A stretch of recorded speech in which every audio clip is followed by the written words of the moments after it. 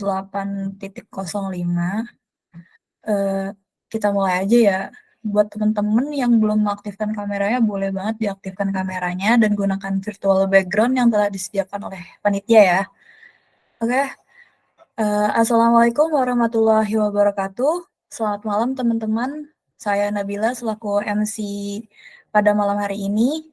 Selamat datang di weekly class Product Management Week 2 dengan tema Optimizing Product Success, Mastering Launching Strategies, Feedback Loops, and PRD Excellence. Masih semangat ya teman-teman buat ikut weekly class kita malam hari ini? Harus semangat dong, karena kita ada reward best student untuk di akhir nanti. Oh iya, di kelas sebelumnya kita sudah membahas mengenai berkenalan dengan product management dan sebagainya ya. Dan di week 2 ini kita bakal membahas lebih dalam mengenai how to optimizing product suksesnya itu sendiri. Buat teman-teman yang hadir hari ini, boleh di-share keseruannya di Instastory Instagram kalian masing-masing dan gunakan template yang udah disediakan sama panitia GDSC ya. Dan gunakan key takeaways atau rangkuman dari weekly class kita malam hari ini. Buat teman-teman yang mau bertanya, nanti boleh di-drop pertanyaannya ada di link Slido yang udah dikasih sama panitia. Oke, tanpa berlama-lama lagi, kita mulai aja materinya bersama Kak Ariel Setiawan as instructor kita malam hari ini. Buat Kak Ariel, dipersilahkan.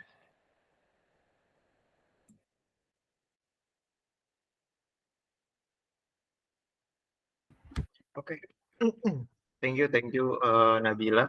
Sebelumnya suara aku kedengeran jelas kan ya? Jelas Kak, jelas. Dengaran Kak. Oke. Mungkin sip. Mungkin aku mau perkenalan diri dulu kali ya. Mungkin bisa next slide. Oke, sebelumnya teman-teman perkenalkan, nama aku Ariel Setiawan gitu ya. Bisa dipanggil Ariel. Di sini aku as supervisor dari core timnya divisi product management di Google Developer Student Club kayak gitu. Terus di sini aku memiliki beberapa pengalaman ya. Sekarang aku lagi intern di salah satu telco company as a digital product manager kayak gitu. Lanjut. Disclaimer nih, aku mau ntar dulu, sabar. Disclaimer dulu nih ya teman-teman ya. Di sini aku pengen lebih kayak kita sharing aja gitu ya, sesama kayak teman di kelas kayak gitu ya. Karena di sini aku juga masih belajar gitu, masih learning dan banyak mungkin hal yang di luar sana yang mungkin aku nggak tahu kayak gitu. Bukan berarti di sini aku ngejelasin aku lebih tahu dari kalian, tapi bisa aja kalian lebih tahu dari aku, mungkin kayak gitu. Terus lanjut. Nah, aku mau absen dulu nih. Siapa yang kemarin hadir di weekly class pertama? Coba ketik satu. Cung tangan. Satu. Mana nih satu? Ayo yang hadir weekly class yang minggu 1. Asik, banyak. Wah, banyak banget ya. Banyak banget. Banyak banget. Keren. Nah, karena banyak yang hadir nih ya di weekly 1, aku mau nanya nih. Apa sih product manager? Kan kemarin tuh udah dijelasin nih sama Kak Tama nih. Jangan sampai Kak Tama udah ngejelasin panjang-panjang tapi agak kurang masuk gitu nih. Gimana? Ada yang bisa resen? Oke, Muhammad Raihan. Masya Allah, ini keren banget nih dari week pertama atau siapa nih? Boleh Raihan, silakan. Halo, selamat malam. Halo, selamat malam. Oke. Product manager menurut saya itu adalah seorang yang dia membuat produk dari awal, dia menentukan target pasar, tujuan, latar belakang dan segala macamnya itu. Lalu pokoknya dia yang mengurusi produk itu dari awal hingga produk itu launching. Tapi bukan sampai itu aja kan, karena ini berbicara mengenai produk ya. Karena dari ketika produk itu launching, produk itu diturunkan ke pasar, pasti ada yang namanya evaluasi. Jadi ya itu dia muter-muter aja kayak gitu Kak. Jadi betul banget. Kalau dari saya sih gitu sih Kak. Iya, bener banget. Mungkin ada lagi nggak nih yang mau ngasih opini gitu ya, udah selain Rehan nih? Ayo, siapa lagi nih yang bisa? Cium tangan. Yang week 1 yuk. kemarin. Ayo. Siapa? Ada best student nih. Ada best student, ayo. Aktif guys, aktif. Oke. Produk Rehan. Nggak pernah kecewain. Oke. Kayaknya pada insinyur kali ya, insecure gitu ya sama Rehan kali ya. kita lanjut aja nih. Halo operator. Oke. Oke, jadi product manager itu tadi bener ya kata Rehan, dari awal produk itu launch, dari sebelum produk itu launching sampai selesai produk itu launching dan itu nanti bakal muter terus kayak gitu. Jadi di sini bener ya. Aku validasi lagi. Jadi a product manager is the person who identifies the customer needs. Jadi product manager itu orang yang identify dari customer needs. Customer itu butuh apa, ingin apa gitu ya dari produk kita dan terus pastinya itu juga ada di-align-kan ke sebuah bisnis objektif dan atau sebuah features yang mana itu akan nge-fulfill dari keinginan atau kebutuhan si user tadi kayak gitu teman-teman.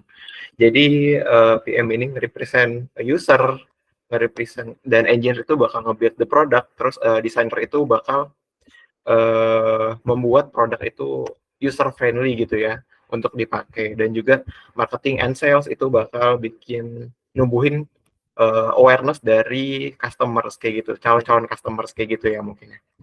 Aku lanjut ke slide berikutnya. Nah, ada lagi nih, satu lagi. Dari week 1, apa sih task dari seorang product manager? Ayo, yang bisa langsung resign aja. Yuk, yang bisa raise hand. Yuk.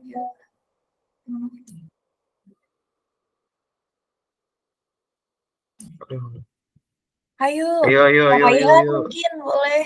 Faiza Kamila, Faiza Kamila, silakan. Ayo, boleh on cam dan juga apa nih task dari product manager? Aku izin nggak on cam ya, soalnya aku lagi di luar. Oh iya, nggak apa-apa. Iya, yang aku tahu dari week pertama kemarin, tugas dari product manager itu kayak mengkoordinasikan timnya gitu, Kak. Terus juga dia tuh bertanggung jawab atas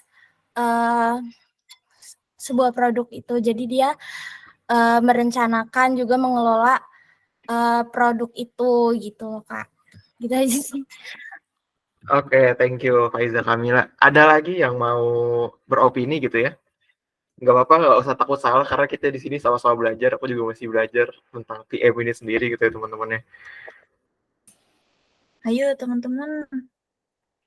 Rehan. Boleh banget. Oke. Jawab, silakan. Ayo Rehan. Oke, kalau menurut saya tugas seorang product manager tuh benar sih, dia handle produk ya.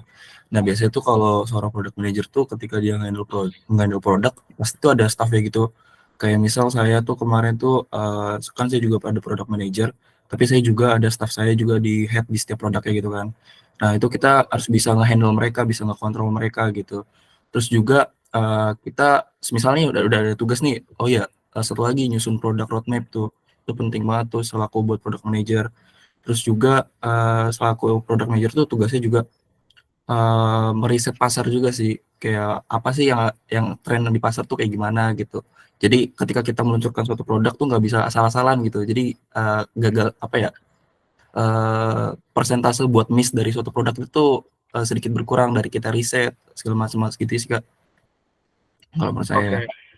Penjelasan yang sangat lengkap ini kayaknya penjelasan aku malam ini udah diborong sama Rehan semua kali ya. Aduh. Nih Rehan bang bener-bener kamu ya. Oke, lanjut.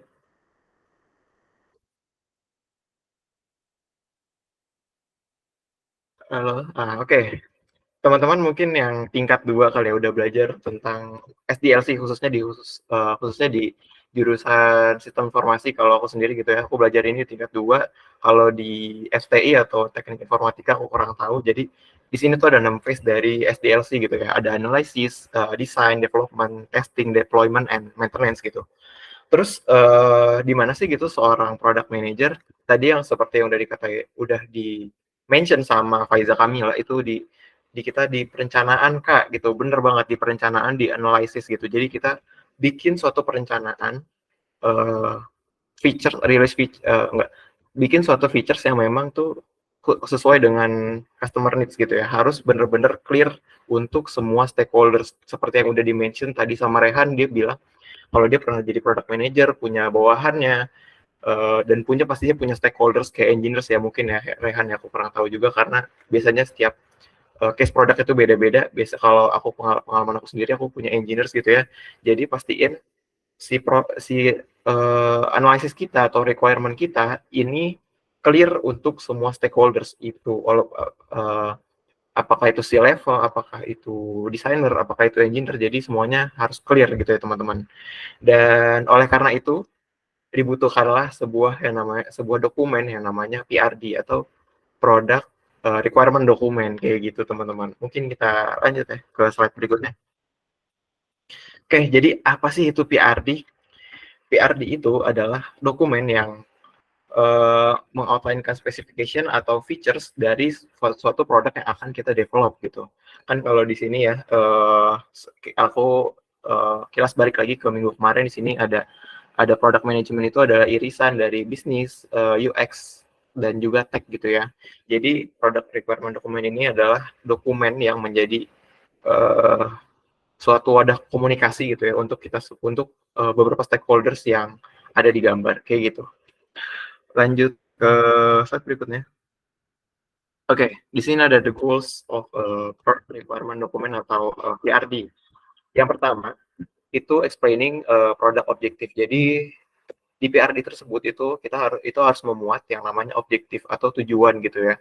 Kayak misalkan kalau di kuliah tuh ibaratnya bikin product requirement ini tuh mirip-mirip sama kita tuh bikin PI atau ya skripsi mungkin ya. PI sih lebih tepatnya karena aku kebetulan ada PI, jadi aku tahu gitu PI itu kayak gimana. Jadi menurut aku PI itu mirip-mirip sama PRD gitu ya. Yang pertama, yang tadi udah aku bilang ada produk objektif.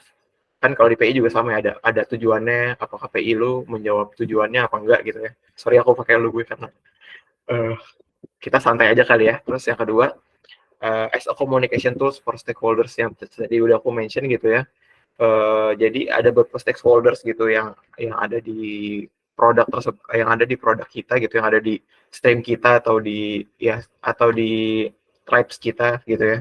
Biasanya kalau misalkan di perusahaan tuh nama teams itu biasanya tribes gitu penyebutan kayak gitu sih. Bayangin aja gitu ya teman-teman, ada banyak banget stakeholders, terus mereka harus pasti meetingnya banyak gitu kan. Terus nanti belum ada dari desainer nanya, oh ini harusnya kayak gimana ya, ini requirement-nya kayak gimana gitu. Terus dari engineer nanya lagi gitu. Itu bakal bikin seorang product manager tuh agak overwhelmed gitu ya kalau bahasa anak zaman sekarangnya gitu. Karena pastinya itu akan menguras energi, tenaga, dan lain-lain gitu ya.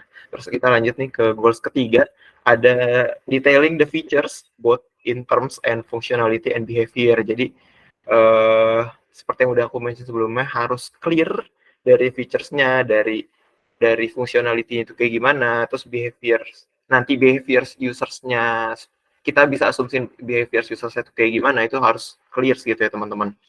Terus yang keempat ada helping developers to understand what kind of experience needs to be created. Jadi developers itu bisa mengerti lah gitu, karena biasanya kalau pengalaman aku nih, aku pernah punya engineer dari luar gitu ya, pernah communicate engineer dari luar, itu agak ada tantangan di bahasanya gitu. Jadi teman-teman kalau untuk membuat sebuah PRD itu harus benar-benar clear sampai tingkat bahasanya, karena biasanya kalau kita chatting aja gitu ya sama teman kita gitu, kita sering we got lost in translation gitu kata anak zaman sekarang ya.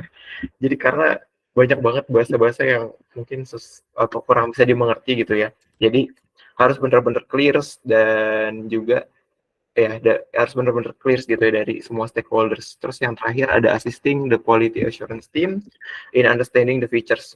Nah ini benar banget. Jadi kan QA itu biasanya dia membuat sebuah test case, entah itu manual atau automation ya, sekarang itu harus ngerti si produknya itu mau ngapain gitu, happy flow-nya kayak gimana. Jadi positifnya tuh kayak gimana, misalkan kalau mau bikin sebuah fitur login, oh ternyata kalau fitur login nanti orang input username, terus username harus apa gitu ya, terus ada ada password. Nah itu tuh passwordnya harus gimana, itu harus pas gitu ya dari tim QA-nya gitu. Terus kalau ngebuat sebuah PRD ini, apakah PM itu request ke QA, ke developers gitu ya, atau kita langsung bikin terus nanti kita kasih ke QA, atau bisa paralel nih teman-teman? Ada yang tahu nggak kira-kira?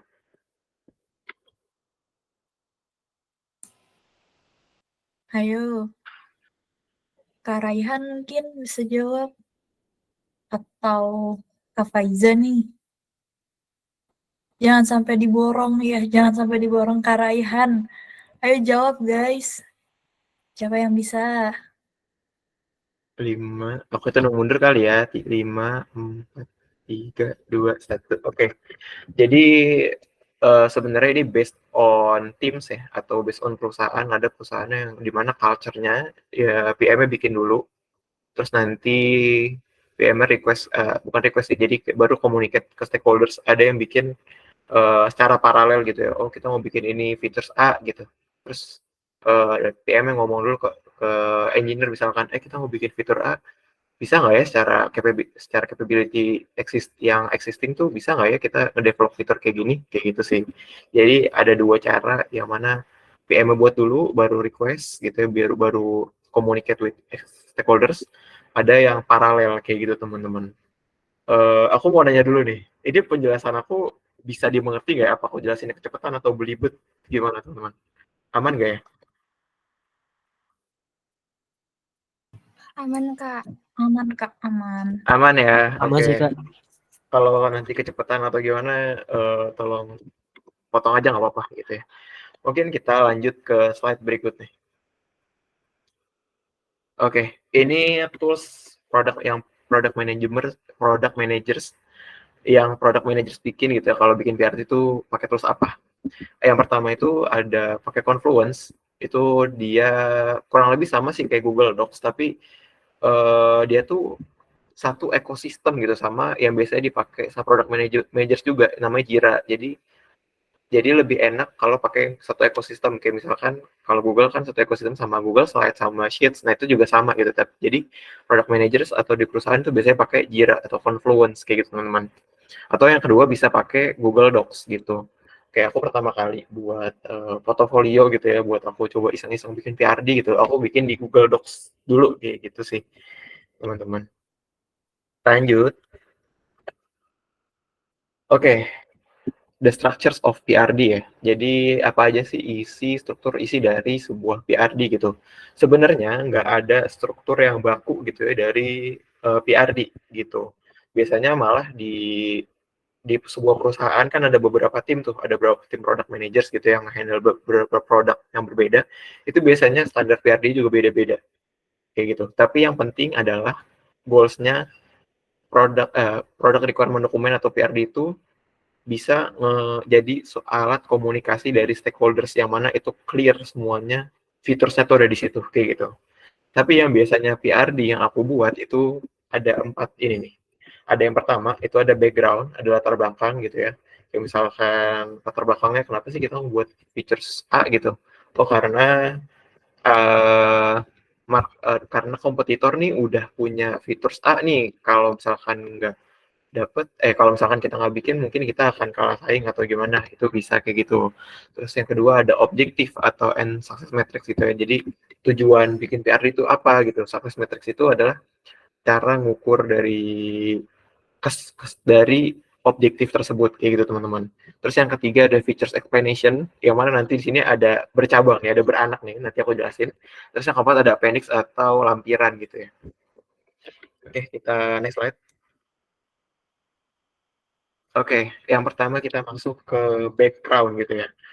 Di sini kita bisa nge-gather sebuah data gitu ya. Get datanya dari mana aja nanti aku jelasin. Pokoknya di sini background ini adalah latar belakang kenapa kita harus buat features tersebut gitu ya. Seperti yang kalian bisa lihat di layar sebelah kiri. Ini BTW adalah dulu aku iseng bikin PRD gitu ya. Ini konteksnya adalah aku ngebikin suatu features yang mana users bisa screen mirroring langsung dari HP ke TV gitu ya, kalau dia mau nonton sesuatu. Jadi kayak aku, problemsnya adalah ini, terus konteksnya sekarang tuh gak punya fitur tersebut, dan ternyata ada potential users yang ada potential users untuk menggunakan fitur tersebut kayak gitu. Atau bisa juga seperti yang di kanan aku gitu ya, seperti yang di kanan di slides, di sini ada rating dari App Store gitu ya, yang mana kita bisa ngelihat apa sih features yang next-nya akan kita develop kayak gitu. Kita bisa tahu, oh features apa aja sih yang bisa di-develop karena dari rating-rating ini gitu. Jadi misalkan di sini ada yang request, oh ternyata aku sering gagal login gitu misalkan. Oh gagal login ya Kak, kalau misalkan gagal login tuh berarti nanti kita harus apa kayak gitu. Jadi itu dijelasin di background-nya kayak gitu teman-teman. Jadi pastiin ada data dan juga impact ke bisnis side kayak gitu teman-teman. Lanjut, nih. Tadi kan aku udah mention ya, data apa aja sih yang bisa dipakai untuk background. Yang pertama tadi yang udah aku jelasin, yang udah aku pakai gitu ya sebelumnya, itu ada Play Store atau App Store. Terus yang kedua ada users feedback. Nah, users feedback ini nanti akan kita masuk lebih dalam ya teman-teman. Terus ada competitor research yang seperti yang udah aku mention sebelumnya. Terus ada business team seperti CS. Misalkan kalau ada, biasanya kan kita kalau misalkan mengalami gangguan gitu ya, kita lapor ke CS. Nah, bisa jadi CS itu harusnya dia up ke tim produknya, oh ternyata kita ada masalah di A loh. Jadi tim produk bisa nggak sih buat nge-solve ini gitu. Jadi nanti tim produk buat features atau mungkin suatu penyelesaian lah ya, yang mana nge-solve masalah tersebut kayak gitu. Terus yang selanjutnya ada tracker. Jadi tracker ini adalah alat pemantauan ya. Jadi kayak misalkan di Google Meet ini nih. Ini harusnya product managers dari Google Meet ini dia bisa tahu berapa numbers of click yang share screen kayak gitu. Jadi nantinya data tersebut tuh bisa jadi acuan untuk nge-develop features baru gitu, teman-teman. Kayak gitu sih. Lanjut. Selanjutnya ada user feedback. Jadi user feedback ini adalah suatu thought or emotion dari users kita yang pemakai produk kita gitu ya. Biasanya itu tuh menunjukkan level satisfaction, level kepuasan dari produk kita gitu. Apakah dia puas dengan produk yang existing atau enggak. Kayak misalkan aku pakai Google Meet gitu ya, kayak oh aku sering gagal share screen nih gitu. Jadi biasanya PM itu akan request ke UX researcher buat nge-research masalah apa sih yang biasanya ditemuin ketika pakai Google Meet gitu ya. Dan bisa jadi aku sebagai user ngelaporin hal tersebut nanti bakal diiterasi atau bakal di-solve kayak gitu ya. Kayak yang tadi yang pertama kali Rehan udah mention kalau product manager itu menghandle produk dari awal sampai akhir terus nanti bakal ngulang lagi Kak. Nah, ngulang laginya itu adalah berdasarkan user feedback kayak gitu teman-teman. Paham kan ya? Maksudnya gitu ya. Coba ketik satu jika paham, ketik satu jika paham. Jadi aku kayak ngomong sendiri nih. Aku butuh interaksi nih. Satu. Oke, aman ya berarti ya. Oke, kita lanjut ke slide berikutnya. Tapi aku izin minum dulu ya teman-teman.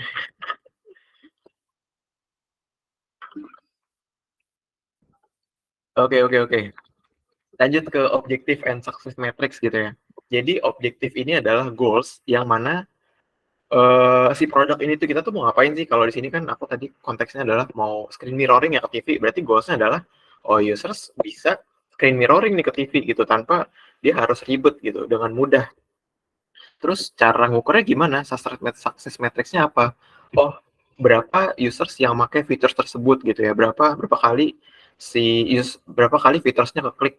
Kita kan nggak mau ya, kita udah develop features, tapi ternyata dikit yang pakai buat apa gitu kan? Kita nggak develop features, ngabisin budget gitu ya, ngabisin waktu buat developersnya kayak gitu. Jadi pastinya ada success matrix. Dan yang kedua ada length session yang mana ini tuh ngejelasin berapa sih waktu yang ditempuh dari waktu yang users gunakan untuk nge-share screen dari HP ke TV gitu. Kayak gitu teman-teman. Jadi nantinya dari matrix ini bisa kelihatan nih, oh ternyata kliksnya kecil. Kenapa ya kliksnya kecil? Apakah usersnya nggak aware gitu? Misalkan, kalau misalkan usersnya nggak aware, berarti nanti kita harus communicate with the sales team gitu ya buat masarin lagi nih kalau kita tuh ada features ini gitu. Terus ada lain session, oh kenapa ya bisa lama? Oh mungkin biasanya ada load-nya terlalu tinggi gitu. Oh kita bisa communicate with the stakeholders, to engineers. Oh gimana sih buat nge-solve masalah ini kayak gitu teman-teman. Kayak gitu. Lanjut ke berikutnya. Oke. Ini ada features explanation yang akan beranak nih teman-teman. Jadi di sini aku jelasin dulu satu-satu. Di sini features explanation yang pertama pastinya ada nama fiturnya ini apa gitu ya. Dan yang kedua ada features description-nya yang ngejelasin features ini tuh gunanya untuk apa. Terus nanti bakal kayak gimana tampilannya. Kalau di sini aku jelasin, oke, TV nanti dia bakalan ada icon di pojok kanan gitu. Terus users value-nya users bisa nonton gitu ya, nonton film dengan mudah di layar yang lebih besar gitu, kayak gitu. Lanjut. Oh ya BTW kalau buat core team kalau misalkan mau kelamaan tolong di-mention aja ya, takutnya kelamaan. Terus yang kedua ada requirement. Nah, di sini ada section, ada user story, ada acceptance criteria, ada priority, sama design gitu. Nah, di section ini biasanya adalah suatu misalkan ya aku pengen bikin features login. Oh berarti ini tuh adanya di main page ketika nanti users masuk gitu ya. Oh dia harus login dulu gitu. Atau misalkan case-nya adalah users mau log out. Oh berarti nanti adanya di setting page kayak gitu teman-teman. Jadi ngejelasin page-nya di mana. Ya page-nya di mana kayak gitu. Terus nanti di sini ada user story. Nah biasanya user story ini kalau product manager tuh biasanya bikin user story tuh kayak gini. Jadi kayak as a user, sebagai users aku mau ngapain gitu ya. So jadi aku tuh bisa move ke TV tanpa banyak waktu kayak gitu. Jadi di sini as a users I want to watch smart TV gitu ya, so that I can move from smartphone to TV without taking much time gitu. Biasanya kalau product manager bikin user story itu kayak gini teman-teman. Tapi bisa aja pakai template yang lain, aku nggak tahu gitu. Biasanya pakai yang ini gitu. Jadi product manager seperti yang udah di-mention sama Katama di minggu sebelumnya gitu ya, ada namanya emphasize. Jadi ya, empati itu kita menempatkan diri kita di orang yang mengalami gitu. Kayak gitu teman-teman. Terus lanjut di sini ada acceptance kriteria. Acceptance kriteria itu biasanya ada skenario gitu, misalkan apa, terus nanti di sini ada happy flow-nya. Happy flow-nya ini biasanya pakai yang namanya framework Gherkin language. Gherkin language itu kayak apa ya, kayak gini gitu. Ada given I, when I, and then I. Jadi given I am on the login page, jadi ketika aku ada di login page, and when I ketika aku enter username and password, dan aku ngeklik login button, dan so selanjutnya adalah harusnya aku masuk ke dashboard page kayak gitu. Jadi di sini jelas gitu happy flow-nya tuh kayak gimana. Tapi biasanya pengalaman aku as a product manager, biasanya aku nambahin entry point gitu. Oh misalkan ini kalau case-nya ini ada features-nya agak kompleks ya, jadi kayak entry point-nya ini users harus masuk ke section A gitu, baru dia masuk ke sini gitu. Kan karena kan tadi kan di sini aku ada mention ada banyak section ya, biasanya nggak cuma ini doang, ini ada banyak lagi turunannya gitu. Nah ini bisa dipakai gitu. Terus biasanya ada validation gitu. Kalau misalkan di sini kan contohnya login ya. Oh kalau login itu biasanya password. Oh password itu harus minimal 8 karakter. Oh harus ada huruf besar. Oh harus ada numbers. Nah itu harus di-clearin juga di PRD-nya gitu kan. Kan nggak mungkin ya gitu engineer bikin, ada username, ada password, bikin aja gitu kolomnya. Terus nanti dia bisa login gitu. Tapi ternyata dia nggak harus ngisi, tapi bisa login. Kan bisa jadi kayak gitu kan, karena requirement-nya nggak clear. Nah kita harus clearin gitu. Validation-nya tuh apa. Dan biasanya juga ada edge cases. Jadi edge cases itu adalah case yang jarang terjadi gitu. Edge cases ini mungkin aku nggak bisa ceritain lebih lanjut ya, karena biasanya itu case by case, dan ini spesifik banget gitu ya, tergantung case produk yang mau kita develop tuh apa. Terus nanti di sini ada priority. Nah kalau priority ini kan biasanya ada banyak nih requirement-nya. Nah mana yang harus kita develop gitu, mana yang kita harus develop duluan supaya ini tuh bisa launching tanpa meleset dari timeline yang udah di-set, dari product roadmap yang udah di-set kayak gitu. Terus desain. Nah, desain ini biasanya kita masukin desain yang dari UI UX. Jadi biasanya UI UX itu udah bikin gitu ya. Nanti bakal dimasukin sini gitu supaya nanti engineers ketika ngelihat requirement itu jelas gitu. Lanjut. Nah, selanjutnya ada appendix. Nah, appendix ini adalah dokumen pendukung, misalnya dokumen riset, dokumen standarisasi dan sebagainya. Biasanya kalau aku masukin user flow gitu ya, karena kita as stakeholders, as users, ya pokoknya as stakeholders yang bakal nge-develop ya kita harus tahu gimana sih user flow-nya dari features ini gitu ya. Atau bisa jadi ada dokumen lainnya gitu, misalkan ada PPT hasil research-nya gitu ya. Terus terus apa lagi ya biasanya? Ada diagram-diagram kayak misalkan mau bikin feature search. Nah, itu tuh eh biasanya ada dokumen teknikal yang biasanya dimasukin sini kayak gitu sih teman-teman. Jadi appendix ini biasanya sangat beragam tergantung produk apa yang mau kita develop kayak gitu. Lanjut. Selanjutnya kita masuk ke produk launching nih. Biasanya produk launching itu ada yang namanya go to market strategy atau go to market plan, yang mana ini tuh kita ngedefine secara general gitu ya. Kita mau launching seperti apa gitu. Biasanya kalau misalkan di suatu startup atau perusahaan yang udah gede, biasanya ada tim product marketingnya gitu. Jadi kita bisa tandem ya sama mereka gitu buat diskusiin hal ini kayak gitu teman-teman. Jadi di sini bisa dilihat kayak misalkan contohnya ada target audience ini apa, siapa gitu ya. Terus what ini produk kita tuh apa gitu. Kayak misalkan tadi aku pengen bikin features screen mirroring gitu ya. Terus why-nya tuh apa? Ini kita bisa jelasin brand positioning kita. Terus ada where-nya, ini target market kita tuh mau siapa gitu ya. Ini how-nya dan ada when-nya gitu ya.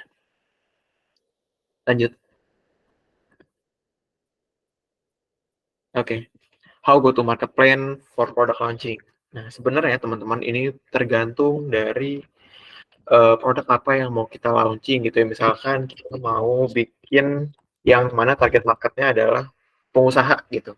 Kita launching, kita kerjasama sama misalkan aku pengen bikin suatu produk yang target marketnya sama sepatu gitu, sama stickers. Oh, kita bisa collab nih sama USS gitu. Misalkan kayak gitu buat launching suatu produk kayak gitu teman-teman. Itu bisa jadi. Atau mungkin kayak waktu dulu aku di Students Catalyst itu bikin learning management system ya, bikin kelas kayak Udemy. Oh, berarti karena kita target marketnya adalah mahasiswa, oh kita kita kita coba soft selling di Instagram kayak gitu sih teman-teman. Jadi kita bikin plannya dan di sini aku juga jelasin step-step yang mungkin bisa kalian gunakan gitu ya untuk go to market kayak gitu, karena yang udah aku mention ini sebenarnya depend bergantung kepada produk apa yang ingin di launch gitu. Yang pertama itu define your primary target audience yang udah aku mention berkali-kali tadi juga ya gitu ya. Target audience ini mau siapa? Terus yang kedua highlighting the unique features of your product. Jadi kayak unique selling point kalian tuh apa? Biasanya kan di suatu produk gitu ya itu ada hal yang membedakan dari produk A dan produk B gitu. Jadi kita bisa tonjolin lagi gitu teman-teman saat go to market. Terus yang ketiga ada define your pricing and sales strategy gitu kan. Karena kan nggak mungkin ya kita udah define target audience kita, terus featuresnya mau apa, ternyata harganya kemahalan yang malah jadinya target audience kita tuh nggak beli gitu, atau malah jadinya ke kompetitor. Itu kan kita nggak mau kayak gitu ya teman-teman. Terus yang keempat ada choose specific and relevant marketing channel. Kayak misalkan yang tadi aku mention, aku pernah nge-launch ya, pas di Student Catalyst tuh eh bikin suatu learning management system yang buat mahasiswa. Oke. Kita kondisi sekarangnya kita punya channel yaitu Instagram yang mana kalau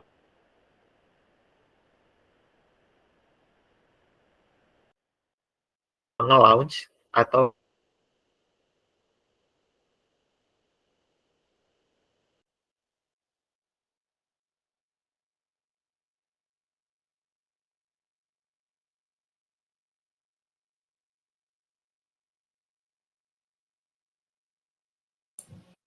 Teman-teman sebentar ya, Kak Arielnya ada gangguan jaringan.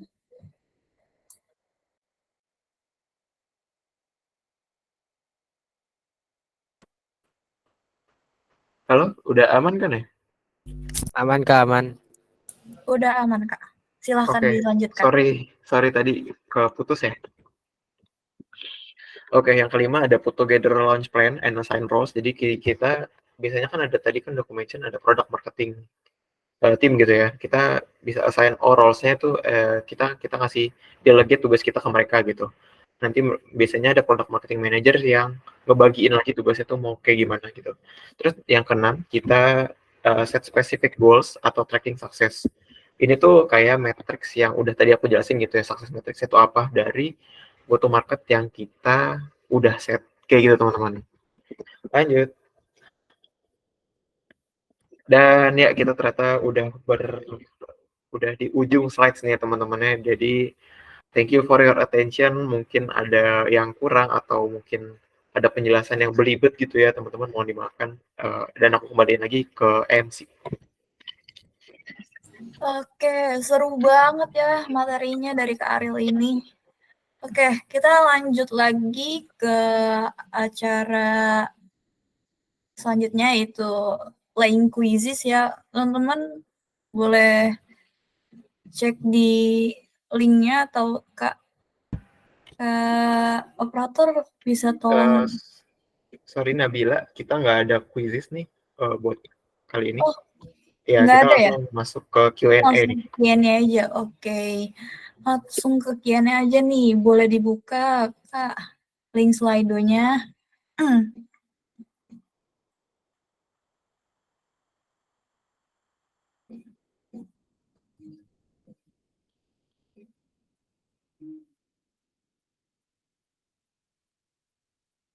Kakak operator, boleh di-share screen link slide-nya.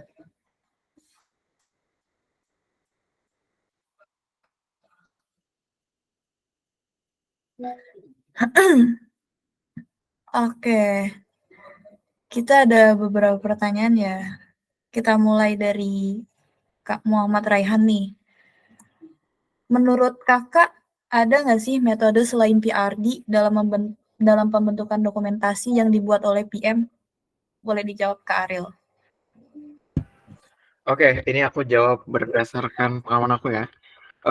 Ada nggak sih pembentukan dokumentasi sebuah PRD?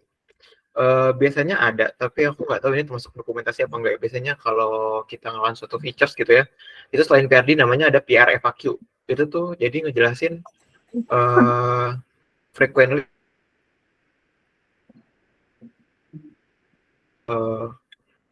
kayak yang bisa terpikirkan lah ya oleh orang-orang untuk menanyain ke kita. Jadi kita udah jelasin duluan tuh di FAQ-nya kayak gitu teman-teman. Dan biasanya pengalaman aku ada BRD namanya Business Requirement Document, tapi ini agak beda dari PRD.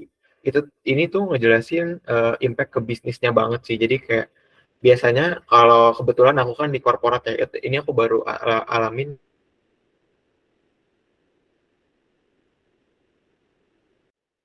Terus itu kalau di korporat tuh banyak banget, gak kayak di startup yang biasanya tuh agak sedikit stakeholdersnya. Jadi kita ngelainin itu pakai BR gitu teman-teman. Udah terjawab belum ya Rehan? Mungkin kalau misalkan belum terjawab bisa langsung on mic aja. Terjawab Kak, terima kasih Kak. Oke. Oke. Mungkin dari Kak Tama mau nambahin atau gimana? Oh iya, ini aku invite Tama kali ya. Ini kan kemarin Tama udah invite aku secara tiba-tiba. Aku mau invite Tama dong. Gimana nih Kak Tama?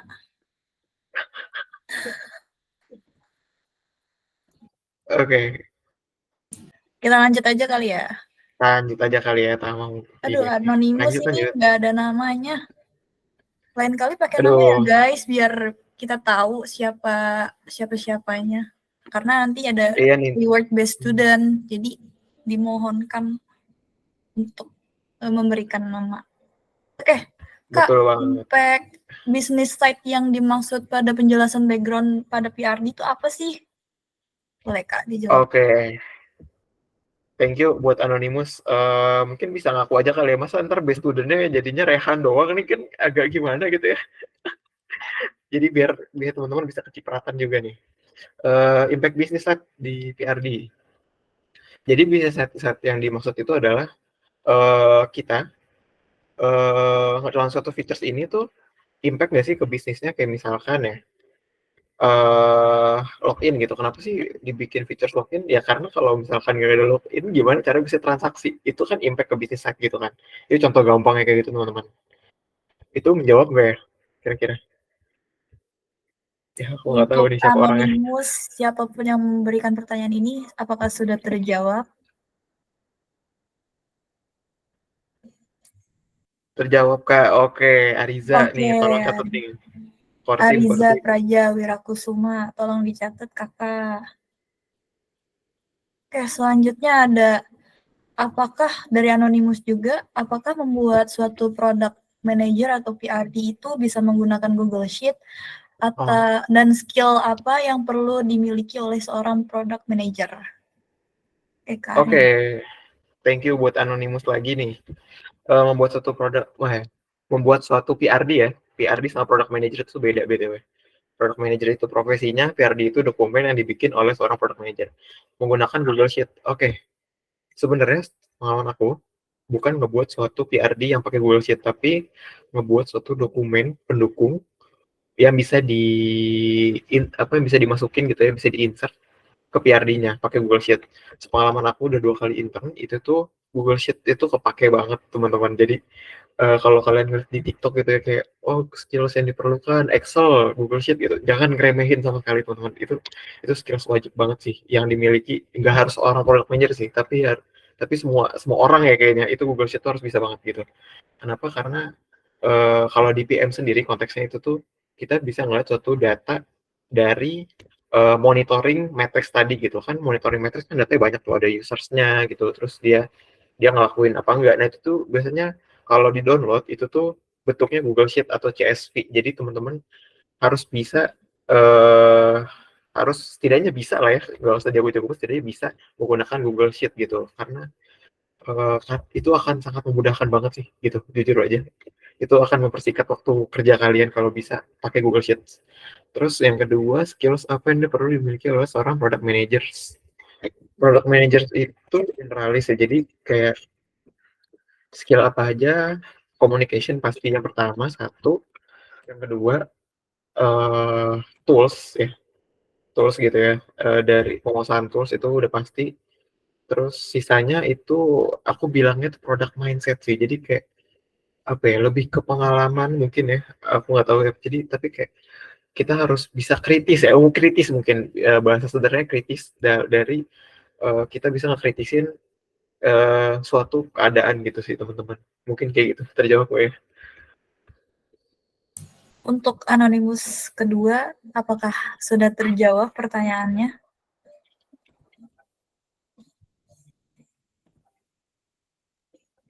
Oke, Terjawab. Oke. Kak Afif Al-Rasli. Selanjutnya ada, apakah perlu skill UI UX dalam proses product manager? Gimana nih, Kak? Oke, perlu nggak UI UX dalam proses product manager? Product managers ini generalis ya teman-teman ya. Jadi kalau bisa itu kita menguasai gitu dari engineer side atau UI UX side gitu, atau data mungkin, tapi nggak usah dalam-dalam banget gitu sampai ini harus warnanya tuh harus apa gitu ya, terus ini harusnya ya pokoknya sampai detail warnanya tuh harus apa, ini fontnya harus berapa, ini nggak sampai segitu ya, tapi setidaknya harus tahu gitu ya as a users gitu ya, ini UX yang bagus tuh kayak gimana gitu, kayak gitu sih teman-teman. Jadi perlu apa enggak? Menurut aku perlu, tapi basicnya aja. Jawab nggak ya? Apakah terjawab untuk anonimus yang ketiga? Tolong komen di bawah. Tapi hanya basic saja. Mungkin Alif boleh jelasin lagi, maksudnya boleh. gimana? Basic sajanya yang kurang jelas tuh di mana ya? Sorry Kak, aku mau itu soalnya kan yang aku tahu dari tentang product manager itu kan yang aku baca materi sebelum untuk ikut kelas ini, aku baca materi itu kan di dalam tugas seorang product manager kan harus memiliki skill salah satunya untuk UI UX. Apakah itu hanya basic Hmm. saja? Iya, pengalaman aku ya, itu kita kan biasanya product manager tuh ada yang biasanya request lo-fi design, jadi kayak cuma wireframe aja gitu buat ke designer, atau biasanya kita request dari based on PRD nanti lo-fi-nya itu UI UX yang buat kayak gitu sih. Atau bisa jadi kalau produknya nggak terlalu kompleks bisa jadi langsung UI-nya kayak gitu. Terus yang product manager harus kuasai adalah kayak misalkan layouting-nya gitu sih, atau mungkin information architecture dari apa yang mau kita tampilin gitu teman-teman. Kan karena UI UX ini kan ada dua nih, ada UI, ada UX. Nah, UI-nya itu kita nggak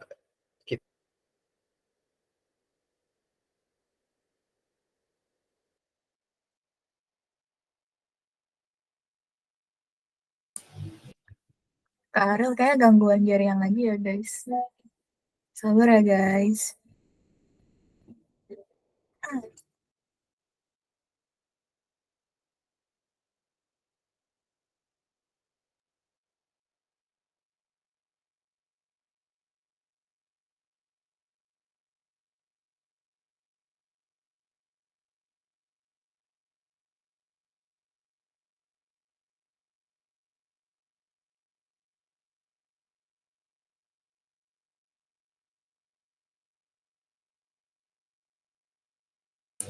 Mungkin Kak Tama boleh bantu jawab dulu.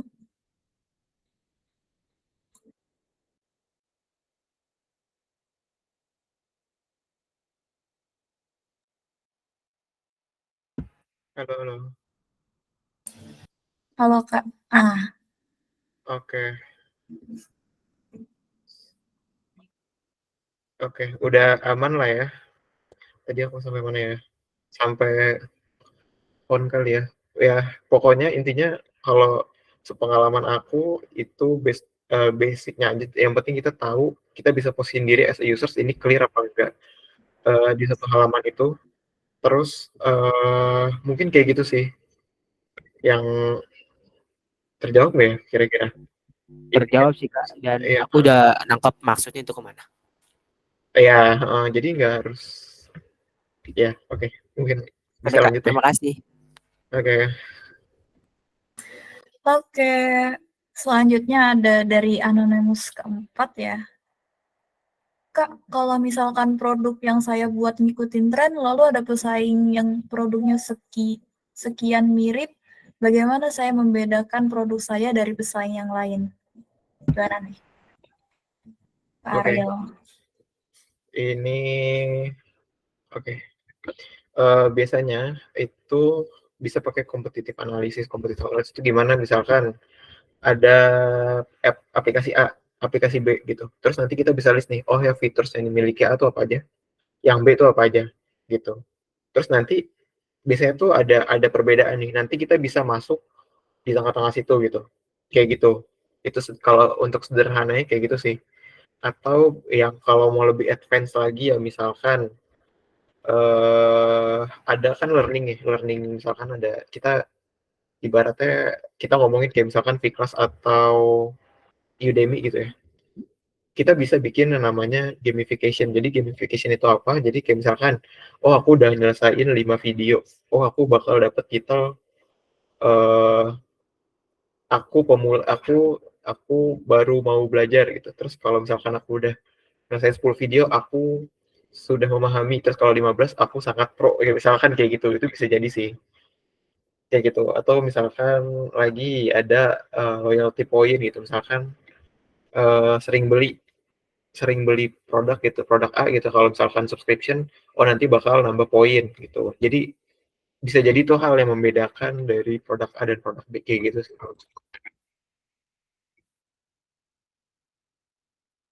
Oke. Mungkin dari Kak Tama sendiri mau ditambahin atau mic-nya masih nggak bisa nyala?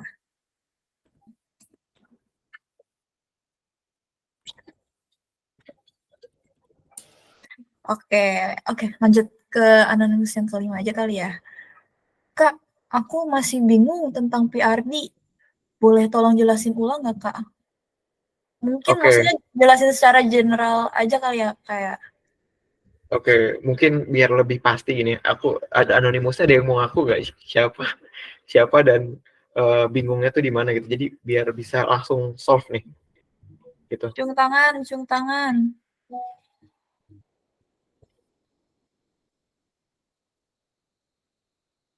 Oke, nggak ada ya. Mungkin gini sih teman-teman. Jadi secara garis besar PRD ini adalah eh, suatu communication tools yang mana stakeholders tuh nanti bakal berpatokan sama PRD untuk develop suatu features. Itu suatu gambaran besarnya gitu. Dan pasti ini tuh harus clear kayak gitu. Terus kalau misalkan aku masih bingung Kak, mungkin boleh searching di luar atau nanti kalau nggak salah ya Kak apa ya, nah ini materinya bakal di-share nggak sih Kak? Aku lupa deh. Kalau nggak salah materi bakal di-share dan teman-teman bisa apa namanya pelajarin lagi kayak gitu sih. Soalnya kalau misalkan di sini gitu aku jelasin ulang, nanti aku dimarahin sama teman-teman panitia gitu ya, karena waktunya jadi sangat lama. Betul. Nah, tuh YouTube GDSC. Semoga terjawab lah ya. Oke, last question kali ya. Anonymous ke berapa ini? Ke-6 kali ya? Ke-5 apa ke-6? Kenapa Kak Ariel tertarik jadi product manager? Kenapa Kak? Boleh dijelaskan nih. Kenapa sih Kak Ariel nih sangat tertarik dengan PM? Oke. Selama kuliah aku tuh ikut organisasi ya di BEM. Di situ kebanyakan aku tuh jadi divisi acara. Jadi kayak aku tuh divisi acara tuh kalau teman-teman mungkin belum pernah ikut organisasi ya. Jadi divisi acara tuh ngeplan gimana acara ini bakal launch kayak gitu teman-teman. Jadi kayak ngeplan dari awal, oh ini speakersnya siapa, terus timelinenya gimana, nanti bakal di mana venue-nya kayak gitu-gitu. Jadi yang ngerencanain si acara tersebut gitu. Terus dari situ aku ngerasa kayak, oh aku ternyata tuh lebih suka ideation gitu. Ya, lebih suka buat ngeidein suatu acara, buat nge-planning suatu acara kayak gitu teman-teman. Dan kayak gitu sih. Terjawab gak ya kira-kira? Jadi based on pengalaman aja sih, aku let the flow gitu. Oke. Mungkin itu tadi last question kita ya. Buat teman-teman yang nggak terjawab, mungkin nanti bisa mention Kak Ariel atau Kak Tama di Instagram mereka masing-masing ya buat nanya secara personal. Iya betul, banyak sekali ya. Karena ini waktunya udah terbatas ya. Oke, selanjutnya kita masuk ke penutupan aja kali ya, karena kita udah di akhir weekly class PM. Kita akan ada penutupan dari lead GDSC Gunadarma, yaitu Kak Alfa Alfiandi. Kepada Kak Alfa Alfiandi dipersilahkan.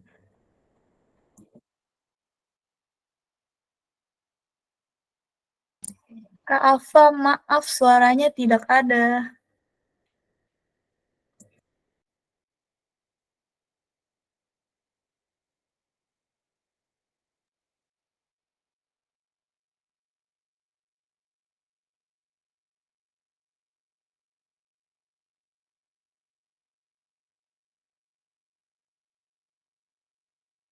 Nggak ada Pak.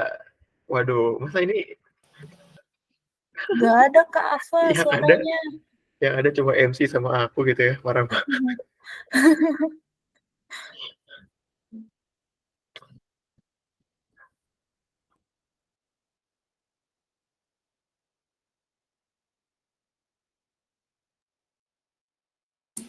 Masih nggak ada Kak. Waduh.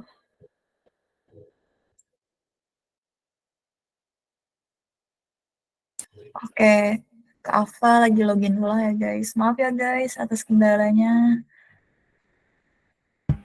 Oke, sambil menunggu Kak Ava, aku pengen dong ngobrol nih sama kalian gitu ya. Oh, udah ada Kak Avanya. Jadi Cek. Nah, baru ada. Oke, silahkan Kak Alfa.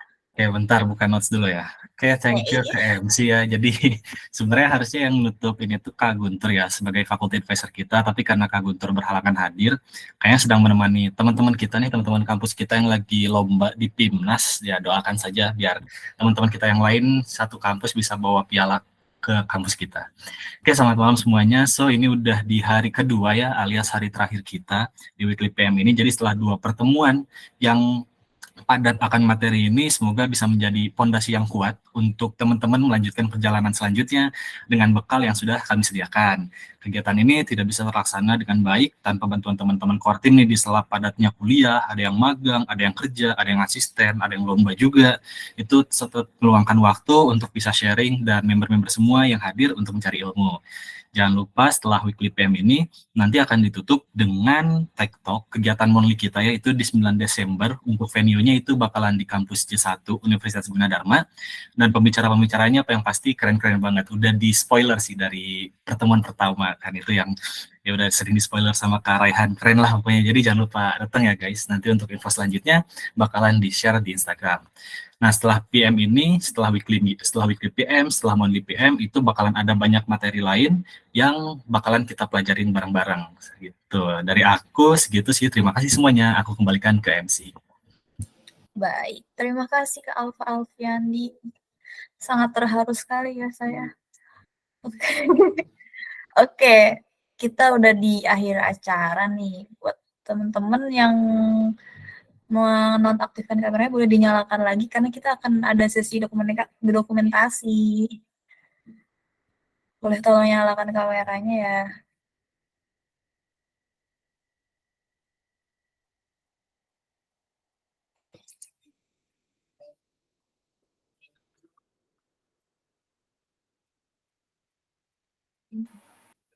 Oke. On cam you. On cam you. Realnya gue ada suara sekarang, Real. Lah, Katama baru ada suaranya. Wah, Tama jajan alasan lu ya, Tama? ngikutin apa tadi, relock dulu ternyata bisa. Oh, gitu. Oh, alah. Oke. Buat divisi dokumentasi udah ready? Siap. Oke. Yuk, kita pose kayak gini kali ya. GDSC banget. Oke, 1, 2, 3.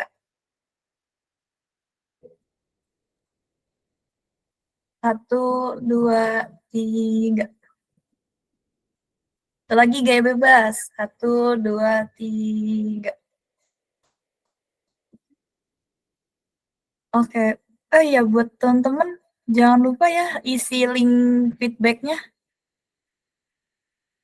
Feedback kita jangan lupa diisi. Diisi guys. Kok di saya nggak masuk ya? Link feedbacknya ya? Kenapa tuh? Di kolom chat. Coba dicek. Bisa kok.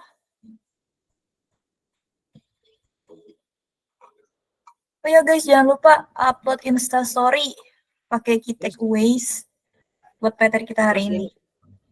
Terus ini yang di-share di link yang lewat Gmail apanya, Kak? Yang mana ya? Ini yang ada di kolom chat link feedbacknya.